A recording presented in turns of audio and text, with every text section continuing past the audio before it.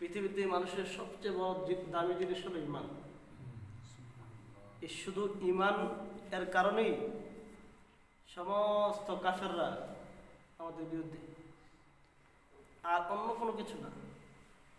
আচ্ছা, ইসরায়েল যে ফিলিস্তিনেরকে এইভাবে মারতেছে, তারপরে কাশ্মীরদেরকে ইহুদিরা এইভাবে জনমের মারা মারছে, যুগে যুগে এই নবীদেরকে যে বিভিন্নভাবে অকথ্য গালাগালি মারধর করেছে, কিসের কারণে? শুধু ইমানের কারণে। নবীরা বলছে যে মূর্তির ইবাদত ছেড়ে আল্লাহর ইবাদত কর, এক আল্লাহর ইবাদত কর। এই আর তারা মুসলমান হলে তাদের ক্ষমতা, তাদের বাহাদুরি এগুলো চলে যাবে। এই জন্যে তারা এই ইসলাম ধর্ম গ্রহণ করতে তারা রাজি না, এবং তারা মুসলমানদেরকে চিরকালের জন্য তারা শত্রু ভাবে। একজন খ্রিস্টান, সে যদি খ্রিস্টান মুসলমান হয়ে যায়, তাহলে তার খ্রিস্টানি আর চলবে না। মুসলমান ধর্ম অনুযায়ী আল্লাহ পাক যেভাবে বলছেন সেভাবে চলতে হবে। সে তার মন গড়া অনুযায়ী চলতে পারবে না। এই জন্য মূলত মুসলমানরা, সমস্ত কাফেররা মুসলমানদেরকে শত্রু মনে করে। তো সূরা বুরুজের মধ্যে এমনই একটা ঘটনা আছে, আল্লাহ পাক সেই ঘটনাটা 4টা কসম খেয়ে সে ঘটনাটা উল্লেখ করেছে। আল্লাহ পাক বলেন, ওয়াস-সামাই যাতিল বুরুজ, বুরুজওয়ালা আসমানের কসম। বুরুজওয়ালা, বুরুজ কি? গ্রহকে বলা হয়। আসমানের মধ্যে তারকারাজি আছে, অনেক গ্রহ উপগ্রহ আছে। আল্লাহ পাক এই গ্রহওয়ালা আসমানের কসম 1। 2 নম্বর, ওয়াল ইয়াউমিল মাউউদ, কিয়ামতের দিনের কসম। 3 নম্বর, ওয়া শাহিদিন ওয়া মাশহুদ, ওয়া শাহিদিন অর্থাৎ শুক্রবারের কসম, ওয়া মাশহুদিন আরাফার কসম, আরাফার দিনের কসম। তো এই 4টা কসম খেয়ে আল্লাহ পাক সেই ঘটনাটাকে উল্লেখ করেছেন। আল্লাহ পাক বলছেন যে ও শাহিদিন, আরেকটা রাওয়ায়াতে আছে শাহিদের অর্থ হলো মুহাম্মদ সাল্লাল্লাহু আলাইহি সাল্লাম, আর মাশহুদের অর্থ হলো কিয়ামতের দিন। তাহলে এই ব্যাখ্যা অনুযায়ী আরেকটা আয়াতে আল্লাহ তাআলা ইরশাদ করেছেন, ফাকাইফা ইযা জি'না মিন কুল্লি উম্মাতিন বিশাহিদিন ওয়া জি'না বিকা আলা হাউলাই শাহিদা, যে সেদিন কি অবস্থা হবে যেদিন আমি আল্লাহ সকল উম্মতের জন্য তাদের নবীকে আমি উপস্থিত করব। সকল উম্মত, প্রত্যেক নবীর উম্মতকে বলা হবে, তুমি আজকে জাহান্নামে যাচ্ছ, তোমার কাছে কোনো নবী আসেনি, কেউ কি আসেনি? তখন সকল উম্মত অস্বীকার করবে, তারা স্বীকার করবে না। আল্লাহ তাআলা এই সূরা মুলকের মধ্যে আল্লাহ তাআলা এই কথা উল্লেখ করেছেন। আল্লাহ পাক বলেন, কুল্লামা উলকিয়া ফিহা ফাওজুন, যখনই জাহান্নামে নিক্ষেপ করা হবে, সাআলাহুম খাজারাতুহা, জাহান্নামের ফেরেশতার নাম হলো মালিক। জাহান্নামের যে সর্দার, ফেরেশতাদের সর্দার, তার নাম কি? মালিক। এই জাহান্নাম ফেরেশতা জিজ্ঞেস করবে, আলাম ইয়াতিকুম নাদির, কোন নবী কি আসে নাই? কোন আলিম কি তোমাকে বলে নাই যে আল্লাহর ইবাদত করার জন্য? তখন তারা নিরুপায় হয়ে বলবে, ক্বালু বালা, হ্যাঁ আমাদেরকে বলেছিল। ক্বাদ জাআনা নাযীর, আমাদের কাছে আসছিল। ফাকাযযাবনা ওয়া কুলনা, আমরা তাদেরকে মিথ্যা মনে করেছি। ওয়া কুলনা, এবং বলেছিলাম, মা নাযালাল্লাহু মিন শাইইন, আরে কিসের আল্লাহ, কিসের কি, এগুলো আল্লাহ নাযিল করে নাই, তুমি এটা বানায়ে কথা বলো। ইন আনতুম ইল্লা ফি দালালিন কাবীর, তখন সে বলবে, জাহান্নামীরা বলবে, হায় হায়, তো বড়ই পথভ্রষ্টের মধ্যে ছিলাম। তখন তো সে স্বচক্ষে জাহান্নাম দেখবে, স্বচক্ষে হাসরের ময়দানের কঠোরতা দেখবে, তখন সে ঈমান ঠিক আনবে, বিশ্বাস করবে। তো ওই বিশ্বাসে আর কোনো কি হবে না, কোনো কাম হবে। এরপরে বলবে, ওয়াকালু লাউ কুন্না নাসমাউ আও নাকিলু, হায় আফসোস যদি আমি দুনিয়াতে শুনতাম, আও নাকিলু, এবং বুঝতাম, মানতাম। মা কুন্না ফি আসহাবিস সাঈর, তাহলে আজকে আমি আর জাহান্নামে যেতে হতো না। এই কথা সে বলে। তো প্রত্যেকটা নবীর উম্মতকে জিজ্ঞাসা করা হবে যে তোমার কাছে কি কোনো নবী আসে নাই? তখন সে অস্বীকার করবে। তারা ওই উম্মতরা কি বলবে? অস্বীকার করবে। উম্মতরা বলবে না, আল্লাহ আমাদের কাছে তো কোনো নবী আসে নাই। তখন আল্লাহ পাক ওই নবীকে দাঁড় করায় যে তুমি কি তোমার জাতিকে দাওয়াত দাও নাই? সে বলবে হ্যাঁ আল্লাহ আমি দিয়েছি। তোমার দলিল কি? তোমার সাক্ষী কি? প্রমাণ কি? তোমার দলিল দেখাও। তখন আমাদের নবী সকল নবীর সপক্ষে দলিল হবে। আমাদের নবী কি হবে? সকল নবীর পক্ষে দলিল হবে। তো নবীরা বলবে যে ইয়া রাসূলুল্লাহ, হে আল্লাহ, আমার পক্ষে সাক্ষী হলো আপনার বন্ধু মুহাম্মদ সাল্লাল্লাহু আলাইহি ওয়াসাল্লাম। তখন নবীকে দাঁড় করাবে। নবীকে বলবে যে তুমি নাকি সাক্ষী? বলবে যে আল্লাহ আমি সাক্ষী। তখন বলবে যে তুমি সাক্ষী, তোমাকে কে বলছে? তুমি তো অন্য নবীকে দেখো নাই। আমাদের নবী ঈসা নবী, মুসা নবী আর পূর্বেকার নবী কি কেউ দেখে? তখন নবীজি বলবেন যে ইয়া আল্লাহ, আমার সাক্ষী আপনি। কেমনে? যে আপনি কোরআনে বলছিলেন ফাকাইফা ইযা জিনা মিন কুল্লি উম্মাতিন বিশাহিদ, যে প্রত্যেক উম্মতের কাছে একজন সাক্ষী দাঁড় করা হবে। ওয়া জিনা বিকা আলা হাউলাই শাহিদান, আর সকল নবীর পক্ষে আপনি রাসূল, আপনাকে সাক্ষী বানানো হবে। ইয়া আল্লাহ, আপনি আমার সাক্ষী। তাহলে আল্লাহ বলবেন সাদাকতা ইয়া রাসূলুল্লাহ, হে নবীগণ আপনারা সত্য বলেছেন, আপনারা জান্নাতে চলে যান আর তাদেরকে চিরকালের জন্য জাহান্নামে ফাঁসানো দেওয়া হবে। তো এখানে অশাহিদিন দ্বারা নবীকে উদ্দেশ্য করা যায়, অমাশহুদুন দ্বারা কিয়ামতের দিনকে উদ্দেশ্য নেওয়া যায়। এই চারটা পছন্দ করে আল্লাহ তাআলা যে কথাটা বলছেন যে কুতিলা আসহাবুল উখদুদ, যে হত্যা করা হয়েছে গর্তবাসীদেরকে। গর্তবাসীদেরকে হত্যা করা হয়েছে। গর্তবাসী কি? তাফসিরে আছে পূর্বেকার একজন বাদশা ছিল, ইউসুফ নামে একজন বাদশা ছিল। ওই বাদশা মানে তার রাজত্বকে টিকে রাখার জন্য সে জাদু করে করে করে করে লোকদেরকে জাদু করে করে তার বশ করে রাখত, যাতে তার বিরুদ্ধে কেউ স্লোগান না দেয়, কেউ দাঁড়িয়ে না যায়। হ্যাঁ, আমাদের তো গণতন্ত্র, কোনো কিছু হইলে তো আমরা জনগণ খেপে যাই না। এই জনগণ যাতে না খেপে, তার রাজত্ব যেন কেউ নিতে না পারে, এই জন্য সে একজন বয়স্ক বৃদ্ধ লোককে জনগণকে জাদু করে করে করে করে তার কথা অনুযায়ী যেন চলে, জাদু করে করে রাখত। ওই বৃদ্ধ লোকটি হইতে হইতে মৃত্যুর মানে একদম বয়স্ক হয়ে গেছে। তখন বাদশাহকে পরামর্শ দিল, বাদশাহ আমার তো হায়াত মৌতের কথা বলতে পারি না, কবে মারা যায়, তবে আমার যে বিদ্যাটা এটা যদি একজন যুবককে শিখে দেওয়া যেত তাহলে অনেক ভালো হইত, আপনার রাজত্বকাল আমার অনেক দিন থাকতো। তা আপনি আপনার এলাকা থেকে একজন জ্ঞানী, চতুর, চালাক, মেধাবী একজন যুবককে আমাকে দেন। তো বাদশাহ ঘোষণা দিল যে একটা যুবক দরকার, তার বেতন, তার সুখ সুবিধা সবকিছু দেওয়া হবে, সরকারিভাবে বুঝেন নাই, তার কথা আপ্যায়ন করা হবে। তো যাই হোক, একটা যুবক পাওয়া গেল, আব্দুল্লাহ আমের নাম।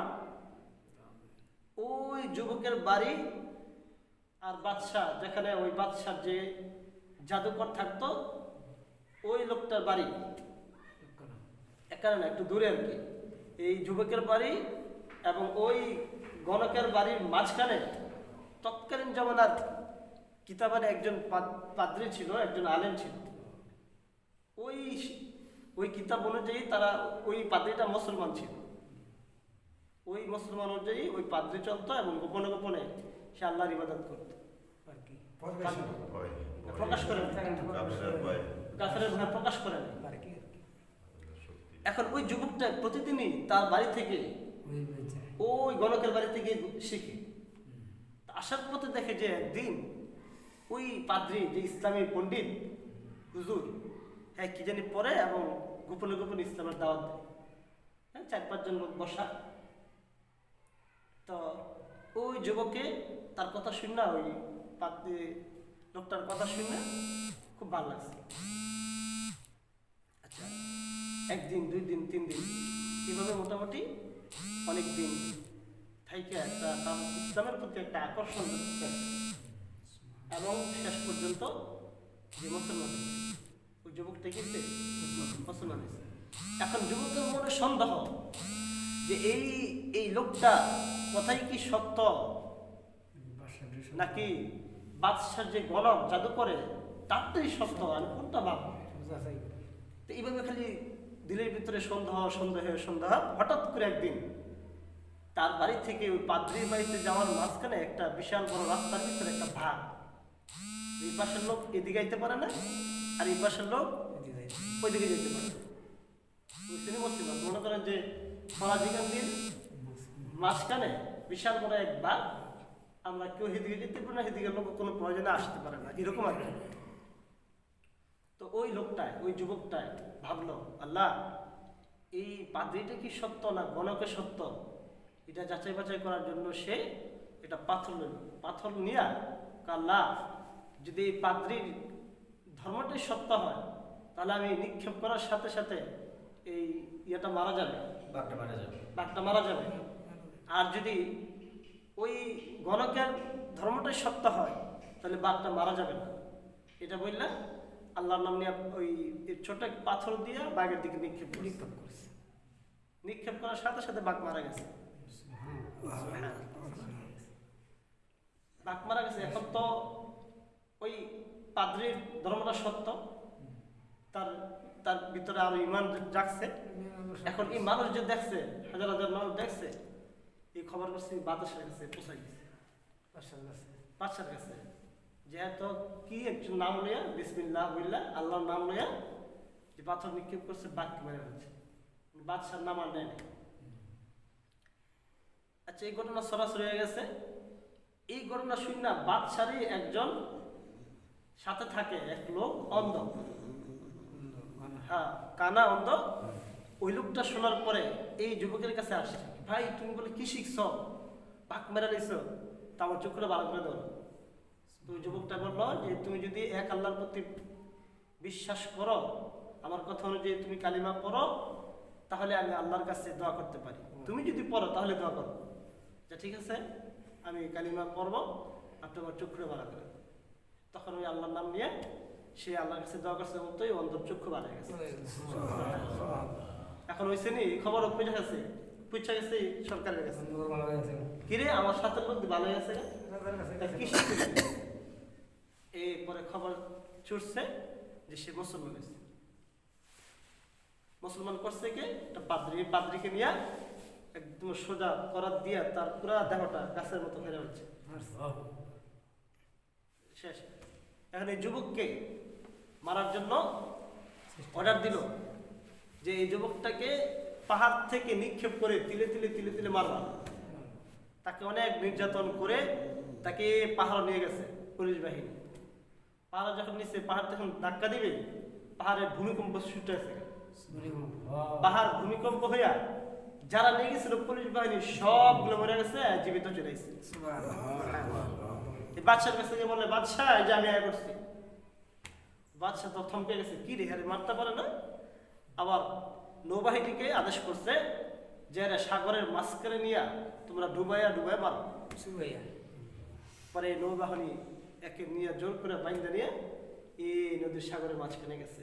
এখন তাকে যখন ফালাবে, তারাই করছে কি নিজেরা ফেরেশতা, আল্লাহ ফেরেশতার মাধ্যমে ফালাই দিছে, ফলে এরা সুবে মরে গেছে।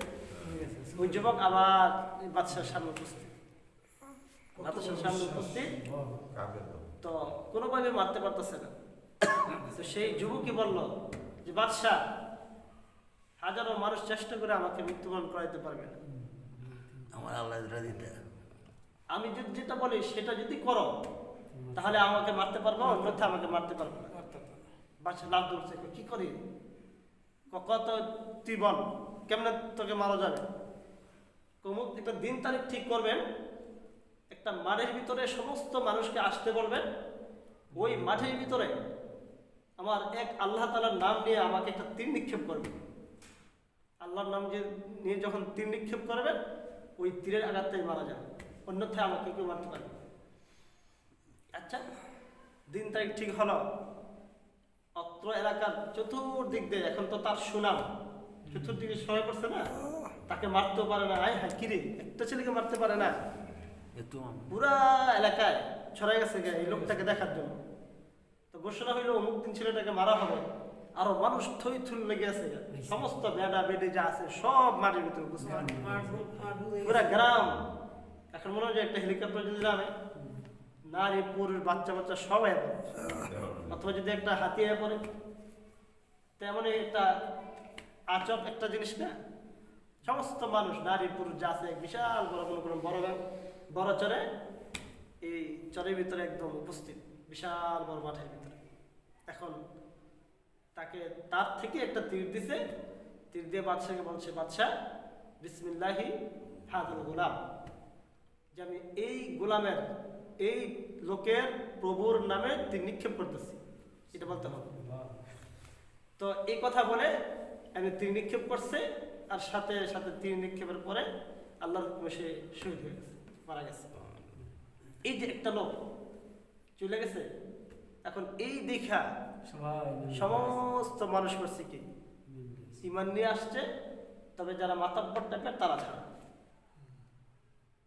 ইসলামের তিন ধরনের মানুষ ইসলাম গ্রহণ করেন, তারা খুব কষ্ট হয়ে যায় তাদেরকে দিতে। এক নম্বর ধনীরা, দুই নম্বর হলো মাতাব্বর টাইপের, আর তিন নম্বর হলো এক নম্বর ধনী মাতাব্বর টাইপের, ধনী আর নেতা, এই দুই টাইপের আর কি। এই দুই টাইপের লোক সহজে ইসলাম গ্রহণ করতে চায় না, তাদের ক্ষমতা চলে যাবে, তাদের সম্পদের ইনকাম চলে যাবে, এই জন্য আর কি। তো এই সরকার এবং তার কিছু সভাসদ, ডান হাত বাম হাত, এদেরকে ছাড়া, মন্ত্রীদেরকে ছাড়া বাকি সব মানুষ একসাথে কালিমা করে মুসলমান হয়ে গেছে। এখন বাদশাহ তো একদম মানে কিরে, সবাই আমার খোদা মানে, এখন থেকে আমার খোদা মানবে না। এখন বাদশাহ তো জ্বলে পুড়ে শেষ। ওই সভাসদ যারা ছিল তাদেরকে নিয়ে পরামর্শ করলো কি করা যায়, এরা যে মুসলমান হয়েছে এদেরকে কি করা যায়। পরামর্শ হইল যে একটা বিশাল বড় একটা গর্ত করা হোক, এই গর্তের ভিতরে বিকট ভাবে অনেক লাকড়ি মাকড়ি দিয়ে আগুন জ্বালানো হবে, ওই আগুনের ভিতরে যারা মুসলমান হয়েছে সবাইকে নিক্ষেপ করে করে করে করে হত্যা করা হবে। এই সিদ্ধান্ত হয়েছে। আল্লাহ পাক বলেন এই সিদ্ধান্ত অনুযায়ী আগুন জ্বালাইছে। তো কুতিলা আসহাবুল উখদুদ, ওই সমস্ত মানুষকে যাদেরকে আগুনে ফেলাইছে, ওদেরকে আল্লাহ পাক বলছে আসহাবুল উখদুদ, মানে গর্তের অধিবাসী, গর্তের ভিতরে যারা ছিল তাদেরকে বলা হয় উখদুদ, আসহাবে উখদুদ। আর নারি যাতিল ওয়াকুদ, ওই গর্তে জ্বালানো হয়েছিল প্রজ্বলিত আগুন। ইদহুম আলাইহা কুউদুন, এই নেতারা এই গর্তের আশেপাশে বসা ছিল, হাসি ঠাট্টা করত, দেখ মুসলমান ধরে ধরে ব্যাঙ্গার মতো নিয়ে ফেলাইত, আর হাতে তুলি দিত, আনন্দ ফুর্তি করত। ইদহুম আলাইহা কুউদুন, তারা আগুনের পাশে বসা ছিল। ওয়াহুম আলা মা ইয়াফআলুনা বিল মুমিনিনা শুহুদুন, ওয়াহুম তারা আলা মা ইয়াফআলুনা, তারা যা করতেছিল তারা নিজ চোখেই দেখতেছিল যে মুসলমানদেরকে আগুনে ফেলাচ্ছি। ওরা এমন না যে পুলিশকে অর্ডার দিয়ে দিয়েছে, পুলিশকে আগুনে ফেলাইছে না, ওরা নেতারা আগুনের পাশে বসেছে, আর পুলিশ বাহিনী এসে তাদেরকে একটা একটা মুসলমান ধরে ধরে ধরে ধরে এই আগুনে ফেলাইছে। ওমা নাকামু মিনহুম ইল্লা আইয়ুমিনু বিল্লাহিল আজিজিল হামিদ, যাদেরকে আগুনে ফেলাইছিল এদের কোনোই দোষ নাই, আল্লাহ পাক নিজে বলেন ওমা নাকামু মিনহুম, তাদের কোনো দোষ নাই, ইল্লা আইয়ুমিনু, তারা ঈমান এনেছিল বিল্লাহিল আজিজিল হামিদ, শক্তিধর প্রশংসিত এক আল্লাহর প্রতি ঈমান এনেছিল, এর ফলেই তারা তাদেরকে আগুনে ফেলেছে, আর কোনো কিছু না। এরপরে বলে আল্লাযী লাহু মুলকুস সামাওয়াতি ওয়াল আরদ, আল্লাহ তাআলা কেমন, যে আল্লাহর জন্যই আসমান এবং জমিনের রাজত্ব, এই আল্লাহর জন্যই রাজত্ব। আল্লাহু আলা কুল্লি শাইইন শাহীদ, আর আল্লাহ তাআলাই তাদের বিষয় সব আল্লাহ তাআলা নিজ চোখে দেখছেন, আল্লাহ সব জানেন, দেখেন। ইন্নাল্লাযিনা ফাতানুল মুমিনিনা ওয়াল মুমিনাতি, ওই নেতাদের যারা ইন্নাল্লাযিনা ফাতানুল মুমিনিনা ওয়াল মুমিনাত, মুসলমান নরনারী এদেরকে আগুনে ফেলছিল, সুম্মা লাম ইয়াতুবু, তারা তওবা করে নাই, ফালাহুম আযাবু জাহান্নাম, তাদের জন্য চিরকালের জন্য জাহান্নাম, ওই যারা নেতাদের জন্য। ওয়ালাহুম আযাবুন হারিক, তাদের জন্য রয়েছে যন্ত্রণাদায়ক আযাব। তো তাদের কি শাস্তি হয়েছিল? যে আল্লাহ পাক বলছেন যে জাহান্নামে তো তারা চিরকালের জন্য জাহান্নামী।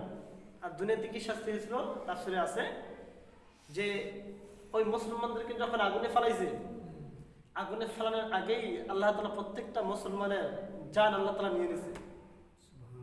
আল্লাহ তাদেরকে শহীদি মর্তবা দিয়ে তাদের জীবনকে আল্লাহ নিয়ে নিছেন, আর তাদের দেহটা আগুনে পুড়ে কঙ্কাল হয়ে গেছে।